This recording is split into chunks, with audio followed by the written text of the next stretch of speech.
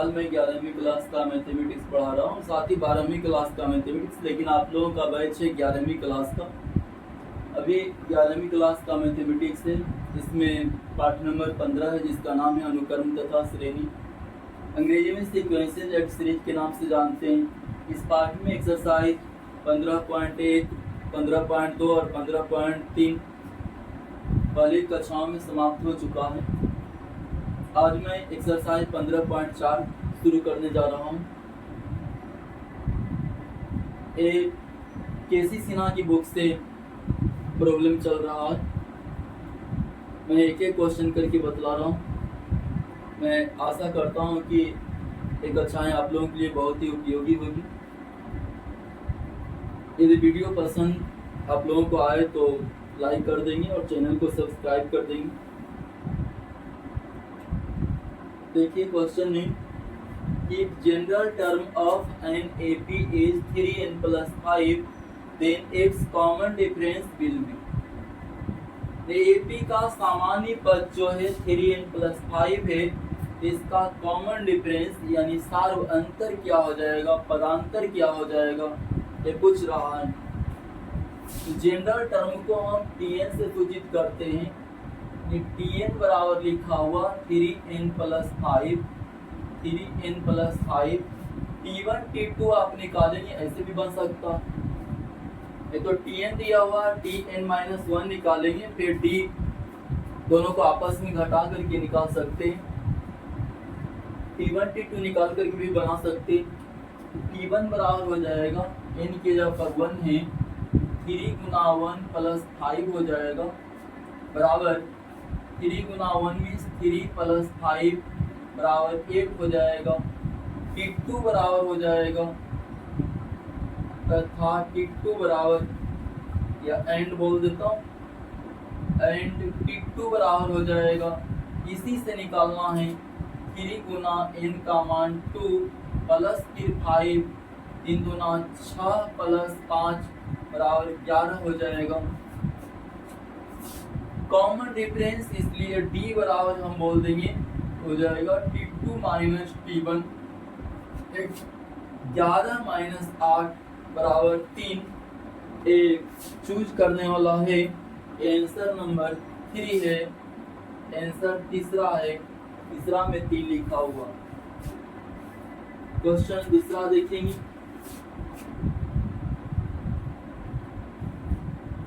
दूसरा,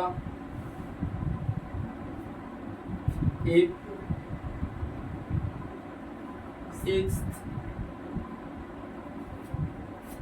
and 12th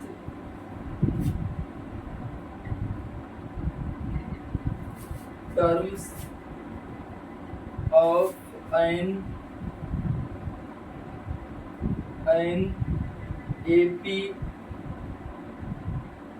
are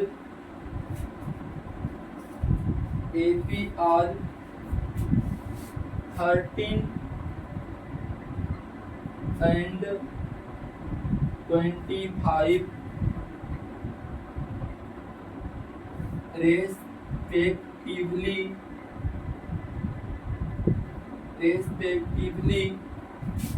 its 20th term is। Question लिखा हुआ है कि एपी का छठा और 12वां पद क्रमशः 13 और 25 है, इसका 20वां पद क्या हो जाएगा, ये निकाल करके आप लोगों को बतलाना है कि 20वां पद क्या हो जाएगा। छठा पद दिया हुआ, छठा पद को आप लोग जानते हैं कि T6 से सूचित करते हैं। T6 बराबर छठा पद दिया हुआ है 13, T6 को हम A प्लस 5D बोलते हैं, बराबर 13। समीकरण नंबर 1 हो गया। चूंकि 12वां पद दिया हुआ T12 बराबर 25 लिखा हुआ, 25 लिखेंगे, T12 means A plus 11D बोल देंगे, बराबर 25। दूसरा समीकरण, एक में से दो को घटा देंगे, इस ढंग से मैं लिख सकता हूं, फ्रॉम सेकेंड माइनस वन, इन दो में से एक को घटाना है, दो माइनस एक से, दो माइनस एक से दो वाले को हम ऊपर लिख देंगे, a प्लस 11d बराबर 25, एक वाले को नीचे लिखेंगे, a प्लस 5d बराबर 13, घटाने के क्रम में चिन्ह बदलता है, प्लस से माइनस, यहाँ भी प्लस से तो माइनस लिख देंगे, a कट जाएगा, 11d में से 5d घटा देंगे तो 6d हो जाएगा, 25 में 13 घटावेंगे तो 12 होगा। यहाँ मैं लिख रहा हूँ d बराबर 12/6 हो जाएगा, d बराबर है, ध्यान देंगे 6 गुना 12 काट देंगे बराबर 2 हो जाएगा, 2।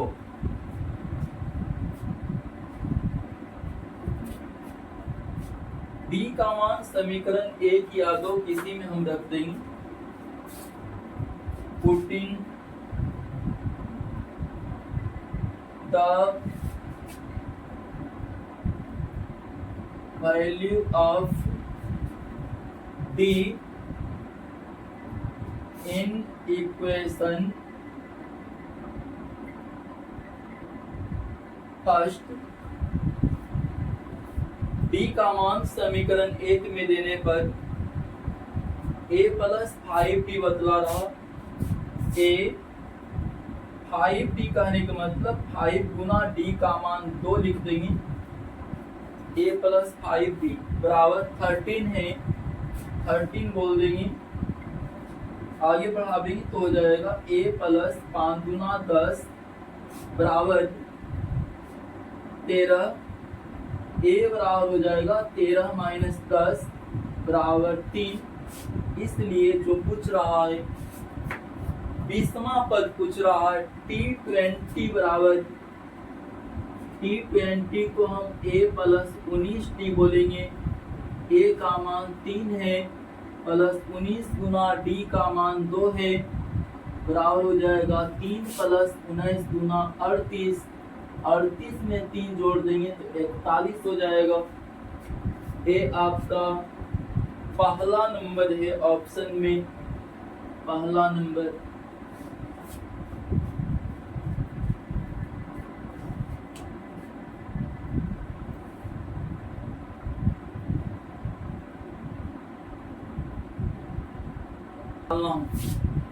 इस ढंग से हम बनावेंगे, क्योंकि पीएच टर्म में टीपी बराबर क्यू लिखा हुआ है, क्यू टीपी बराबर सूत्र टीएन बराबर जो सूत्र होता है उसके अनुसार, टीएन बराबर यहाँ मैं लिख दूं a plus n minus 1 into T, इसी पर आगे बढ़ाना, तो टीपी बराबर a plus p minus 1 into D हो जाएगा बराबर q, समीकरण नंबर 1 बोल देंगे इसको। फिर लिख रहा है कि क्यूमा पद जो है p है, pq बराबर p है,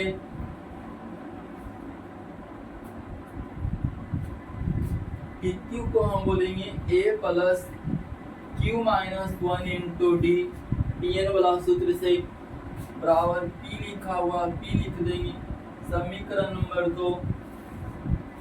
एक में से दो को घटाना है, फ्रॉम फर्स्ट माइनस सेकेंड हम कर देंगे, फर्स्ट माइनस सेकेंड माने एक में से दो को घटाना है, एक वाला है लिखा हुआ a plus p minus 1 into D बराबर q, दो वाला है a plus q minus 1 into D बराबर p, ठीक है ना, प्लस का माइनस हो जाएगा, प्लस का माइनस, यहाँ भी प्लस है तो माइनस लिख देंगे, ए कट जाएगा, P minus Q into D बराबर इधर क्यू माइनस पी हो जाएगा, -1 और +1 कट जाएगा तो p माइनस क्यू बचा into D Q minus P, और हम आगे बढ़ा दें तो हो जाएगा p minus Q into D बराबर माइनस हम कॉमन अगर ले लें तो p माइनस क्यू हम बोल सकते हैं, ठीक ना, p माइनस क्यू कट जाएगा तो d बराबर -1 हो गया ना, कुछ तो एक बार d बराबर -1। अब एक में मान देना है, ध्यान नहीं, फ्रॉम फर्स्ट देखेंगे ए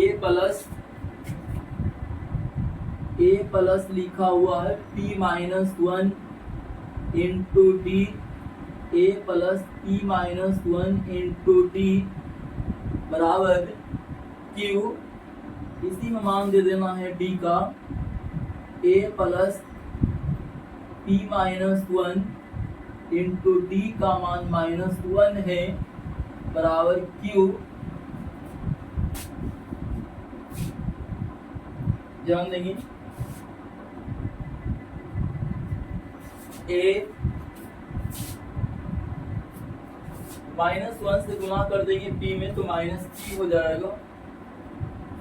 -1 गुना -1 +1 बोल देंगे बराबर क्यू, a बराबर हो जाएगा p राइट साइड जा करके प्लस, q तो प्लस ही, 1 राइट साइड जाएगा तो माइनस हो जाएगा, इसलिए पी आर बराबर निकालना है कि आरवा पद क्या हो जाएगा, पी आर बराबर a plus R -1 into D बोल देंगे, a का मान यहाँ से मैं लिख दूं p plus Q -1, p plus Q -1, a का मान हुआ प्लस आर -1 इंटू डी का मान -1 है, -1 लिख देंगे, -1 बराबर फिर हो जाएगा p प्लस क्यू -1, -1 से गुना करेंगे तो -r, -1 गुना -1 तो +1 हो जाएगा, 1 कट जाएगा बराबर फिर p प्लस क्यू -r हो गया, p प्लस क्यू -r, ये आपका ऑप्शन नंबर 3 है, option number 3।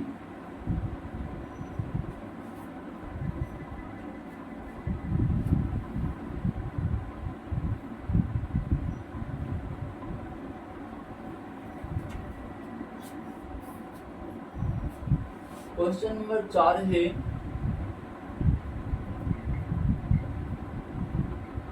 which term of the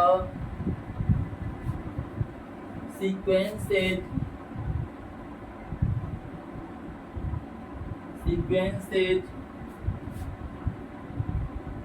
5, 7, 9, 11 is 27, अनुक्रम का कौन सा पद 27 है, ये निकाल करके बतलाना है कि अनुक्रम का कौन सा पद 27 है। तो हम मान लेंगे कि अनुक्रम का nवां पद 27 है। इसमें पहले देख लो कि a बराबर लिखा हुआ है 5, d निकालेंगे तो हो जाएगा t2 माइनस t1, t2 7 है माइनस t1 5 है, 7 में से 5 घटा देंगे तो 2 हो जाएगा,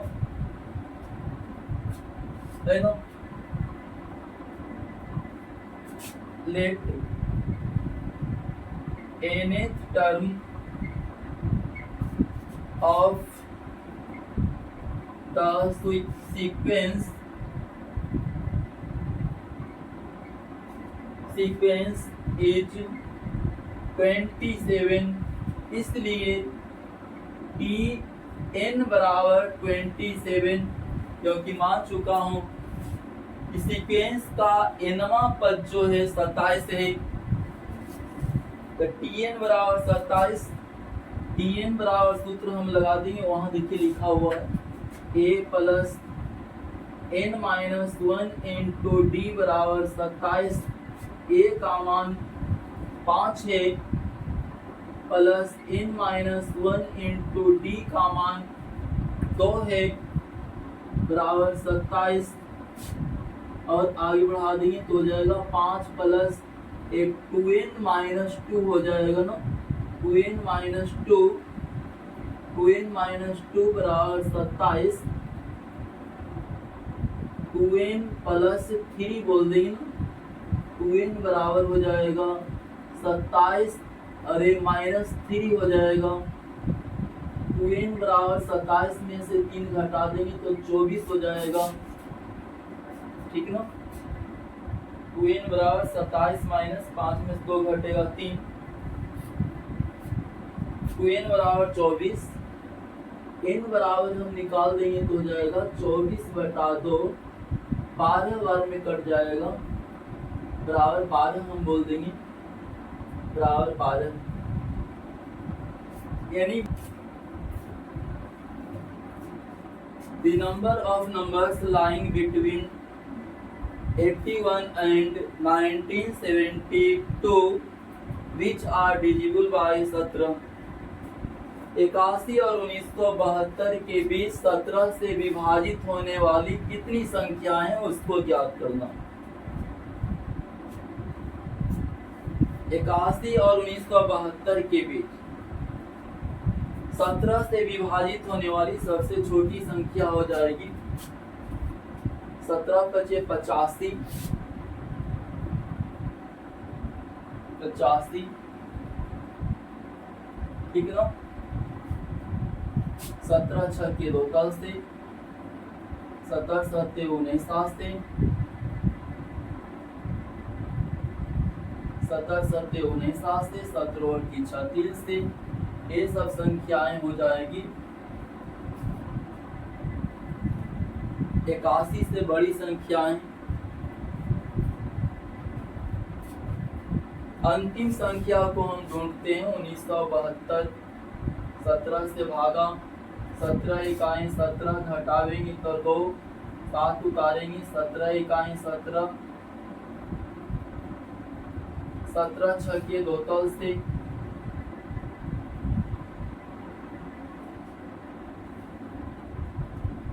पूरा तो कट जा रहा, 1972 है, 17 एकम 17, घटावेंगे 2 पर 27, 17 इकाई 17, 10 में 2 उतार देंगे, 17 6 2 10 से,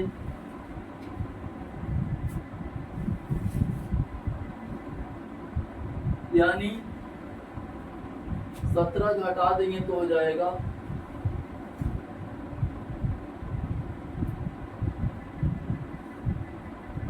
55, 55,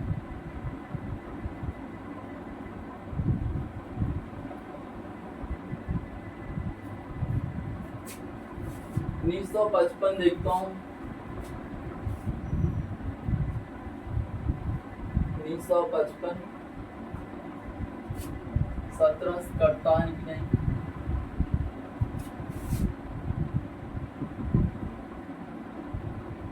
17 इकाई 17, 17 5 85, 1955,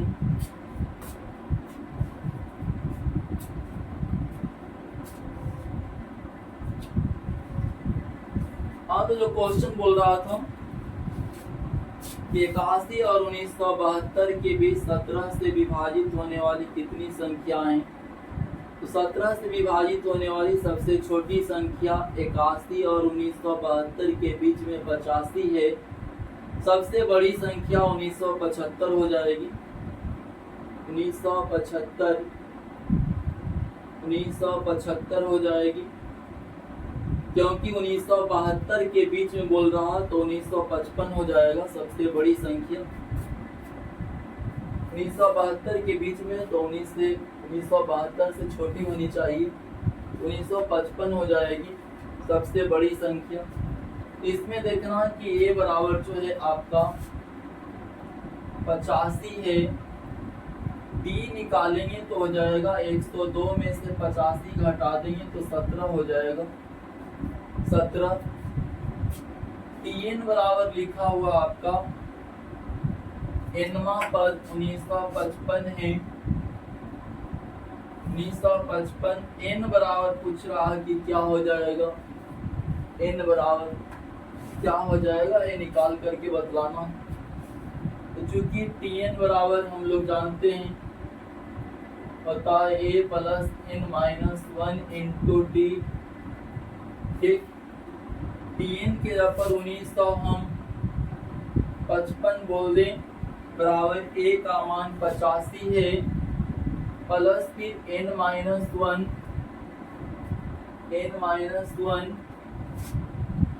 इंटू डी का मान 17 है, तो 17 हम लिख देंगे। tn का मान, a का मान n माइनस 1, डी का मान 1955 बराबर 85 प्लस 17 n माइनस फिर 17 गुना 1 17 हो जाएगा, 17 n 85 में से 17 घटेगा 68 बराबर हो जाएगा 1955, 17 n बराबर 1955 में से 68 घट जाएगा, 17 n बराबर 15 में से 8 घटेगा तो 7 हो जाएगा, 14 में से 6 घटेगा तो 8 हो जाएगा, और यहाँ 18 हो जाएगा, 18 87 हो गया। n बराबर निकालेंगे तो 18 87 बटा हो जाएगा 17, 17 एकम 17, 1 पर 8 18, 17 एकम 17, 1 पर 7 17, 17 एकम 17 बराबर हो गया 111, 111 पहला नंबर है, ऑप्शन पहला है 111।